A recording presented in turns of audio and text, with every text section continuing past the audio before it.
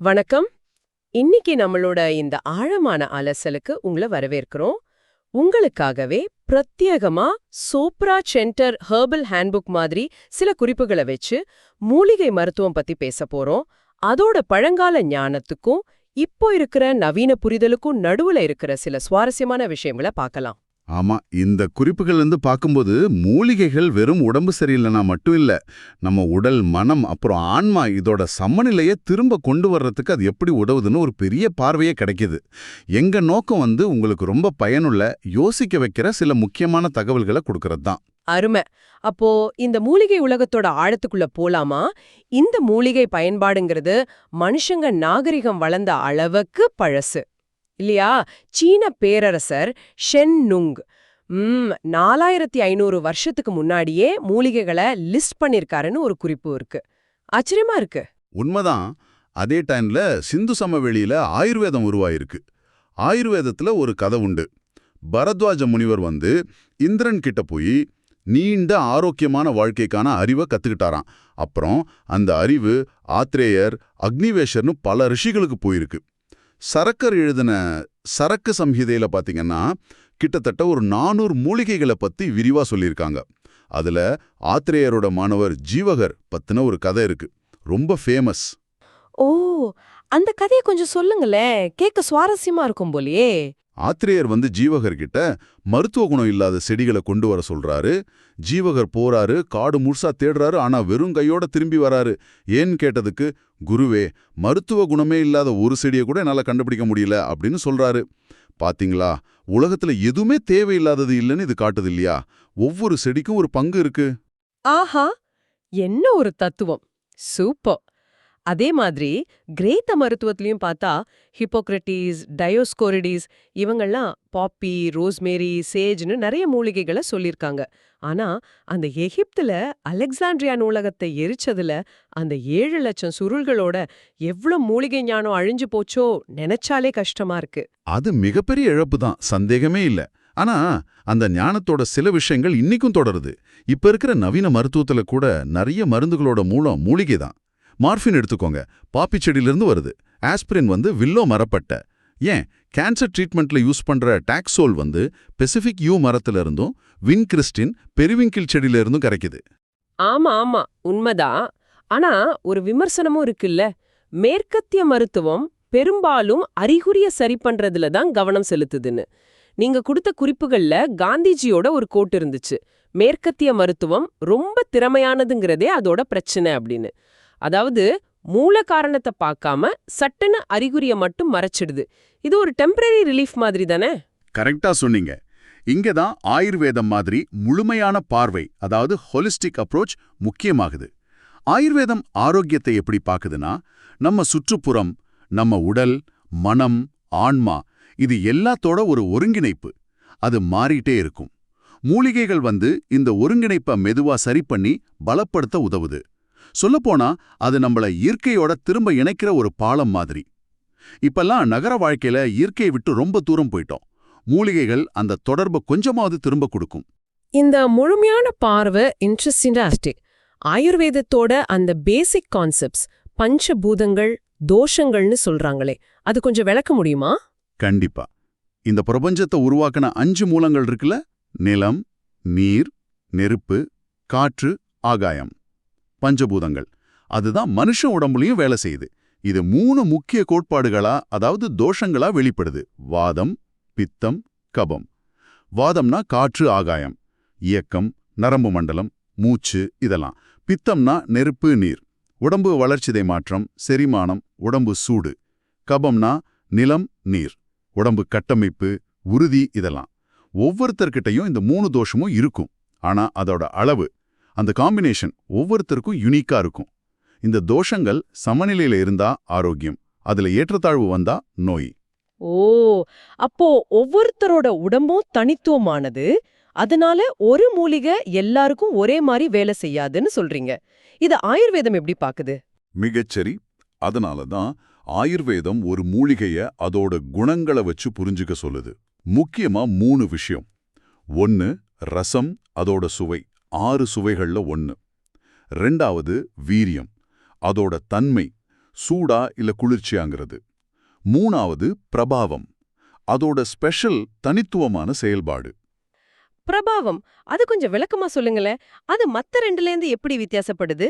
ரசமோ வீரியமோ ஒரு மூலிகையோட பொதுவான வேலையை கணிக்க உதவும். உதாரணத்துக்கு, காரமான சுவையும் சூடான வீரியமும் இருக்கிற இஞ்சி செரிமானத்தை தூண்டும், கபத்தை குறைக்கும்னு நாம எதிர்பார்க்கலாம்.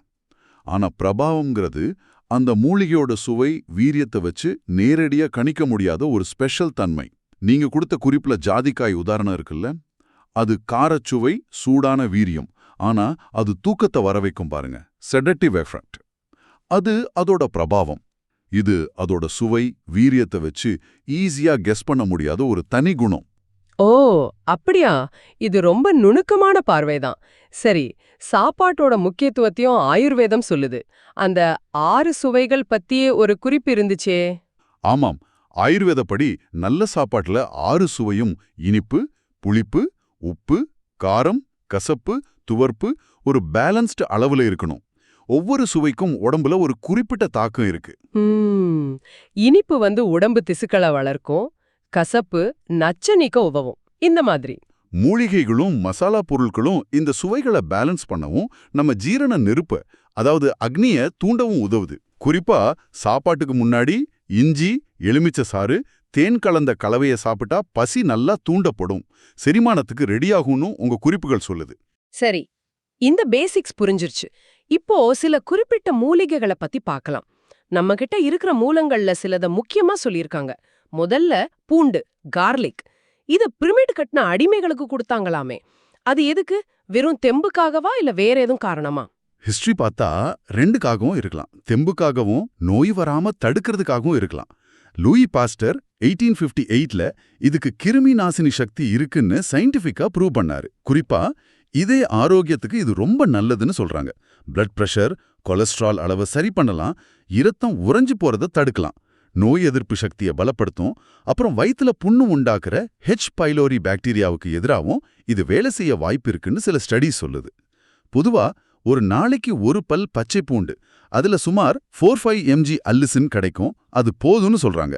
ஆனா அதோட காரம் சிலருக்கு ஒத்துக்காது, பாத்துக்கணும். ஆயுர்வேத பேரு குமரிங்கிறது இளமைய குறிக்குதுன்னு சொல்றது சுவாரஸ்யமா இருக்கு. தீக்காயத்துக்கு நல்லதுன்னு தெரியும், ஆனா உள்ளுக்குள்ள சாரா குடிச்சா என்ன பயன்? குமரிங்கிற பேரு அதோட புத்துணர்ச்சி கொடுக்கற தன்மையால வந்திருக்கலாம்.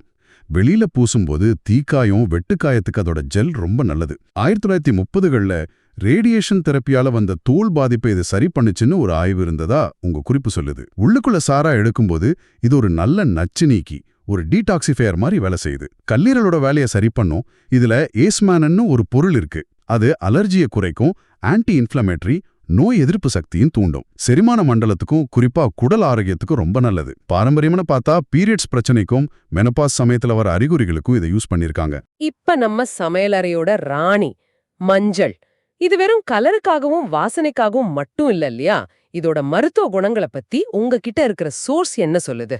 நிச்சயமா இல்ல. மஞ்சள் ஒரு பவர்ஃபுல் மருந்து. இதுல இருக்கிற முக்கியமான பொருள் குர்குமின். இது ரொம்ப வலுவான ஆன்டி ஆக்சிடென்ட், அப்புறம் ஆன்டி இன்ஃப்ளமேட்டரி, அதாவது அலர்ஜியை குறைக்கக்கூடியது. இந்த அலர்ஜி எதிர்ப்பு சக்தி தான் ஆர்த்ரைட்டிஸ் மாதிரி பிரச்சனைகளுக்கு இதை உதவுறதுக்கு காரணம். செரிமானத்துக்கு நல்லது, வயிற்றுப்புண் வராம தடுக்கலாம், கல்லீரலை பாதுகாக்கும், கொலஸ்ட்ராலை குறைக்க உதவும். சில ஆய்வுகள் என்ன சொல்லுதுன்னா, கேன்சர், இதய நோய் வராம தடுக்கிறதுலயும் இதுக்கு பங்கு இருக்கலான்னு. ஆனா ஒரு சவால் இருக்கு. குர்குமின் உடம்புல அவ்வளோ சீக்கிரம் சேராது, லோ பயோ அவைலபிலிட்டி. அதனால தான் கருமிளகுல இருக்கிற பைப்பரின் கூட சேர்த்து எடுக்கும்போது அதோட அப்சார்ப்ஷன் பல மடங்கு அதிகமாகுதுன்னு சொல்றாங்க. இது ரொம்ப முக்கியமான டிப். சரி, அடுத்ததா, இன்னைக்கு இருக்கிற ஸ்ட்ரெஸ்ஃபுல் லைஃப்க்கு ரொம்ப தேவைப்படுற மாதிரி தோணுற அமுக்குரா, இதை இந்தியன் ஜின்சிங்னு கூட சொல்றாங்க. இது எப்படி வேலை செய்யுது? ஆமா, இந்தியன் ஜின்சிங்னு சொல்றதுக்கு காரணம் அது உடம்புக்கு தெம்பும் புத்துணர்ச்சியும் கொடுக்கும். ஆயுர்வேதத்துல இது ஒரு ரசாயனம், அதாவது ரிஜுவினேட்டர். அப்புறம் இது ஒரு அடாப்டோஜன். அடாப்டோஜன்னா நம்ம உடல் மன அழுத்தத்தோட பாதிப்புகளை சமாளிச்சு அதுக்கு ஏத்த மாதிரி தன்னை தயார்படுத்திக்க உதவுற ஒரு பொருள். இது எப்படி வேலை செய்யுதுன்னா, நம்ம மூளையில இருக்கிற ஹைப்போதலாமஸ் பிட்யூட்ரி அட்ரினல் அச்சுன்னு ஒன்று இருக்கு. அதோட செயல்பாட்டை சரி செஞ்சு ஸ்ட்ரெஸ் ஹார்மோன் கார்டிசோலோட அளவு கட்டுப்படுத்தனான்னு சில ஸ்டடிஸ் சொல்லுது. இதனால சோர்வு, பதட்டம், தூக்கமின்மை, ஒரு விஷயத்துல கவனம் செலுத்த முடியாம போறது, இந்த மாதிரி பிரச்சனைகளுக்கு இது உதவலாம். நோய் எதிர்ப்பு சக்தியையும் இம்ப்ரூவ் பண்ணுன்னு குறிப்புகள் சொல்லுது.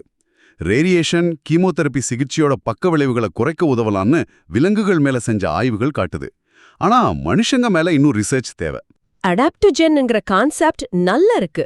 சரி, கடைசியா இந்தியாவுல ரொம்ப புனிதமா மதிக்கப்படுற மருத்துவ குணம் வாய்ந்த துளசி, ஹோலி பாசில், நிறைய வீடுகள்ல பூஜை ரூம்ல இத பார்க்கலாம். இதோட சிறப்பு என்ன? துளசி ஆயுர்வேதத்துல ரொம்ப ஸ்பெஷல், புனிதமா கருதுறாங்க. இதுவும் ஒரு அடாப்டஜன் தான். மன அழுத்தத்தை குறைக்க உதவும். அமுக்குரா மாதிரியே இதுவும் கார்டிசோல் அளவை கட்டுப்படுத்த உதவலான்னு ஆய்வுகள் சொல்லுது. இதுலயும் நல்ல ஆன்டி ஆக்சிடென்ட், ஆன்டி இன்ஃப்ளமேட்டரி குணங்கள் இருக்கு. யூஜனோல் மாதிரி சில கெமிக்கல்ஸ் இதுக்கு காரணமா இருக்கலாம். நம்ம ஊர்ல பாரம்பரியமா சளி, இருமல், காய்ச்சல் மாதிரி சுவாச பிரச்சனைகளுக்கு இதை தான் யூஸ் பண்றோம். செரிமானத்துக்கும் நல்லது, வயித்துல புண் வராம தடுக்கும் உதவலாம். அதோட வாசனை கூட மனசுக்கு அமைதி தரும்னு ஒரு நம்பிக்கை இருக்கு.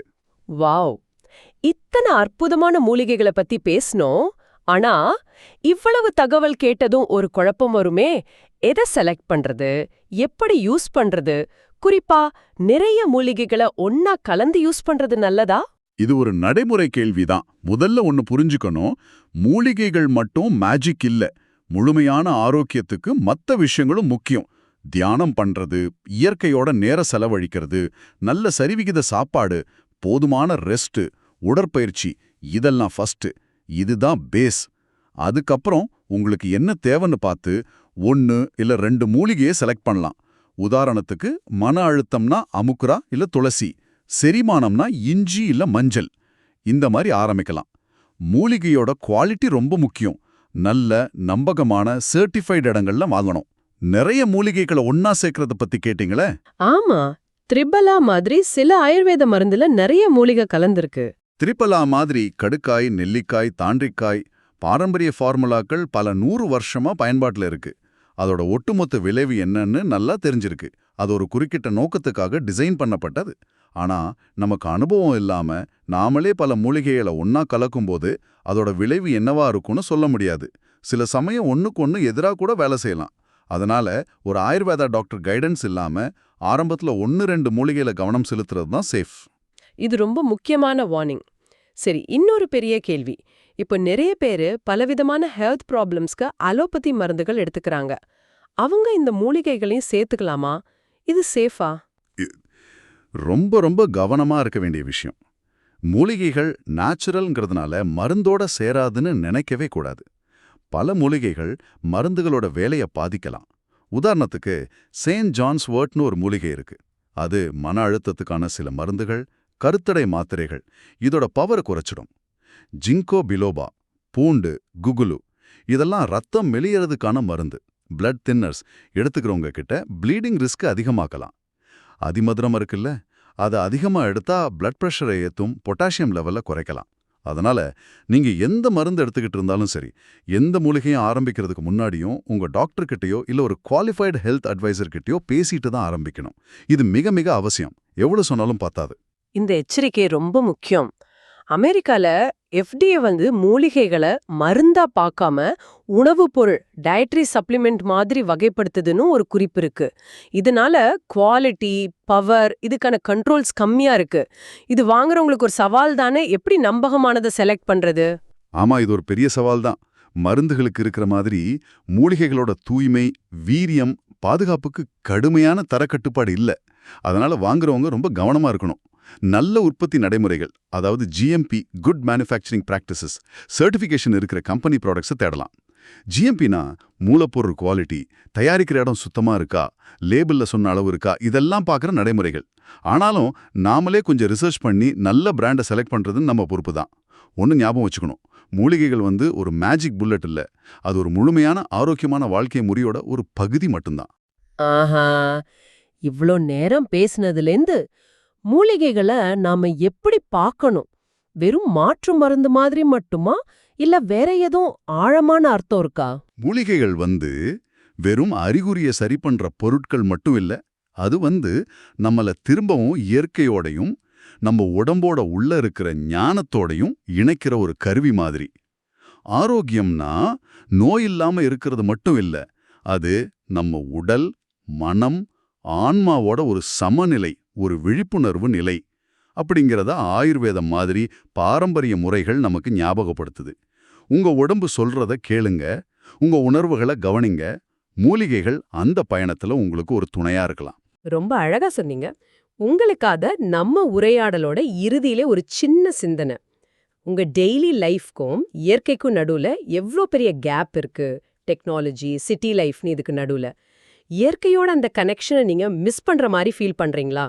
ஒருவேளை உங்க சாப்பாட்லயோ வாழ்க்கை முறையிலயோ ஒரு சின்ன மூலிகையை சேர்த்துக்கிறது அந்த இழந்த தொடர்பை திரும்ப உருவாக்க ஒரு சின்ன ஸ்டெப்பா இருக்க முடியுமா? யோசிச்சு பாருங்க. மீண்டும் அடுத்த அலசலில் சந்திப்போம்.